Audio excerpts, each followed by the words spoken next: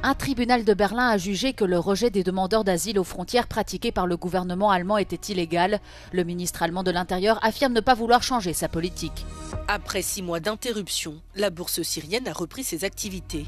Les nouveaux dirigeants espèrent ainsi stimuler l'économie, affaiblie par près de 14 ans de guerre civile. Le plus haut volcan actif d'Europe, l'Etna, est de nouveau entré en éruption. Les autorités assurent qu'il n'y a aucun danger pour la population, mais conseillent d'éviter la zone. C'est un coup dur porté à la nouvelle politique migratoire du chancelier allemand Friedrich Merz. Ce lundi, un tribunal de Berlin a jugé que le rejet des demandeurs d'asile aux frontières était illégal. Les juges ont examiné les recours de 3 ressortissants somaliens qui avaient demandé l'asile, mais avaient été refoulés après être arrivés en train de Pologne. In diesem Einzelfallbeschluss geht es um 3 Somalier, die versucht haben, am 2. Mai bereits die deutsche Grenze von Polen Richtung Deutschland zu überqueren, sind dabei zurückgewiesen worden. Sie haben zu diesem Zeitpunkt kein Asylbegehren gestellt.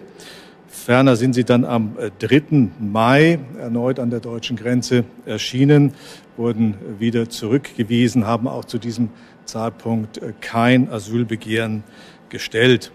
Am 9. Mai sind sie erneut an der deutschen Grenze erschienen, haben da ein Asylbegehren gestellt. Le tribunal a indiqué qu'au moins l'un des ressortissants somaliens disposait d'une preuve valable de vulnérabilité et que le gouvernement Merz a enfreint les lois sur l'asile et le système d'immigration de l'Union européenne en n'examinant pas les demandes. Le ministre allemand de l'Intérieur, Alexander Dobrindt, affirme toutefois qu'il ne compte pas changer la politique migratoire en place.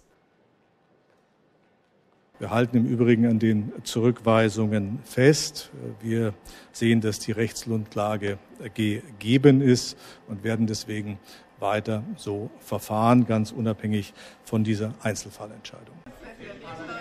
Lors de sa campagne électorale, Friedrich Merz avait promis de sévir contre l'immigration illégale. En mai, son gouvernement a dévoilé de nouvelles mesures visant à imposer une interdiction générale des demandes d'asile. Après 6 mois d'interruption, les transactions reprennent à la bourse de Damas. Des activités à l'arrêt depuis décembre dernier, suite à la chute de l'ancien président Bachar al-Assad. Aujourd'hui, les nouveaux dirigeants de la Syrie veulent stimuler l'économie nationale, affaiblie par près de 14 ans de guerre civile. Pour le ministre syrien des Finances, cette réouverture envoie un signal fort aux investisseurs, démontrant la nouvelle dynamique de l'économie syrienne.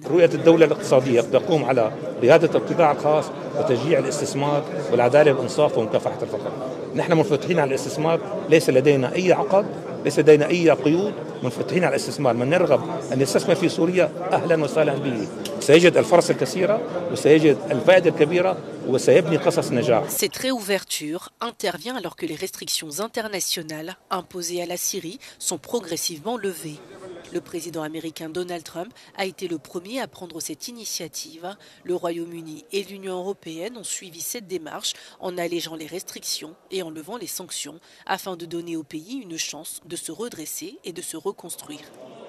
La semaine dernière, la Syrie a également signé un contrat d'une valeur de 6,1 milliards d'euros avec un groupement d'entreprises qataries, américaines et turques opérant dans le secteur de l'énergie.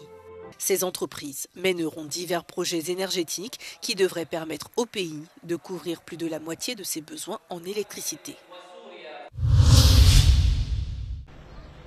À Istanbul, la rencontre de pourparlers de paix directe entre la Russie et l'Ukraine s'est terminée avec un accord sur les prisonniers de guerre.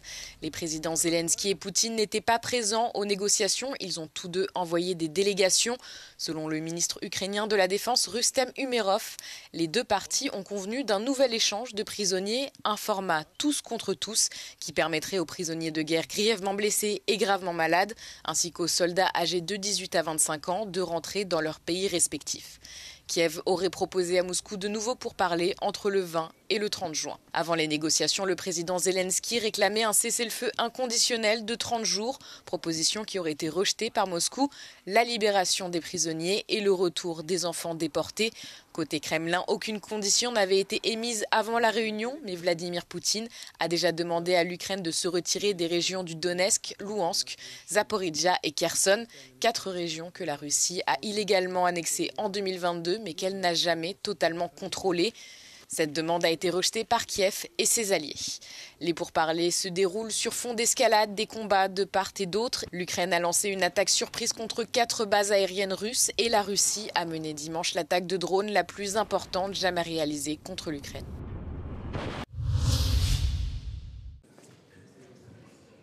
Le renforcement de l'OTAN et le soutien à l'Ukraine étaient à l'ordre du jour d'un sommet à Vilnius ce lundi, qui a rassemblé les dirigeants d'une quinzaine de pays d'Europe centrale et nordique. Une rencontre qui intervient au lendemain de l'opération dite Toile d'araignée, qui a vu l'Ukraine cibler des bases aériennes russes jusqu'à 4000 km de sa frontière. Jamais Kiev n'avait touché des cibles aussi éloignées. Europe, together with America, has better weapons than Russia. We also have stronger tactical solutions. Our Operation Spiderweb yesterday proved that Russia must feel what its losses mean. That is what will push it toward diplomacy. D'après le chef de l'OTAN, Mark Rutte, les États-Unis maintiendront une présence forte en Europe, malgré les craintes d'un désengagement américain sous l'impulsion de Donald Trump. Mark Rutte se dit toutefois inquiet. Selon lui, l'OTAN pourrait être incapable de se défendre contre la Russie dans quelques années si l'Alliance ne renforce pas sa défense. Le prochain sommet de l'OTAN se tiendra à La Haye à la fin du mois de juin.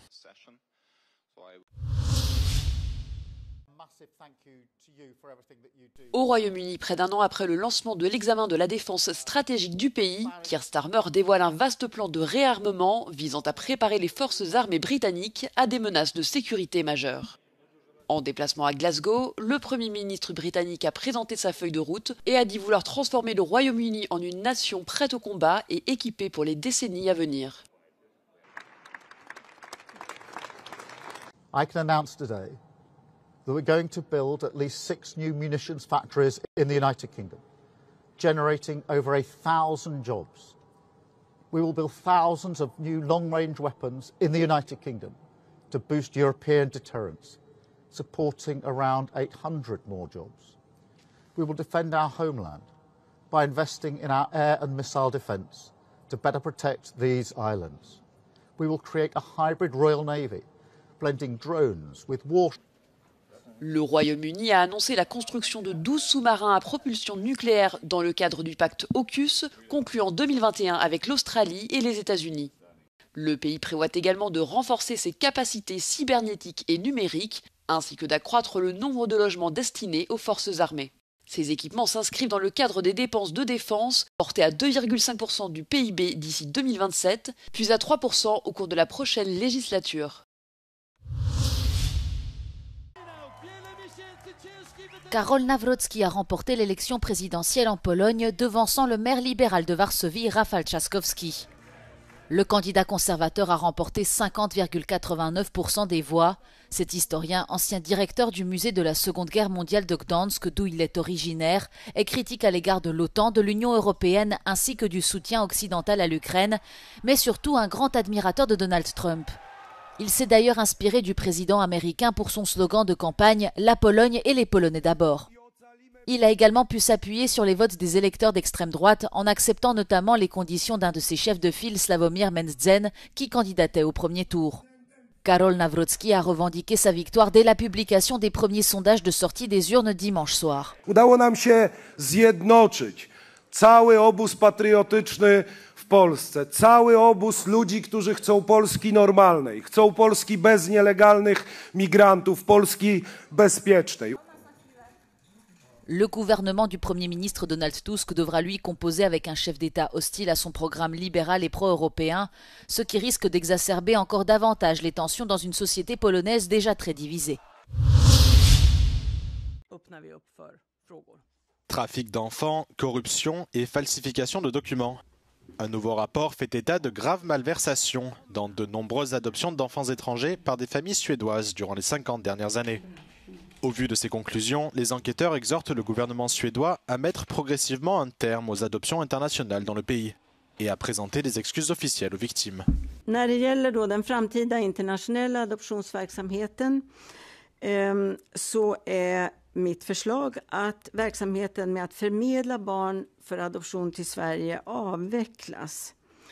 Den internationella adoptionsverksamheten har syftat till att erbjuda föräldralösa barn i andra delar av världen föräldrar och en kärleksfull familj.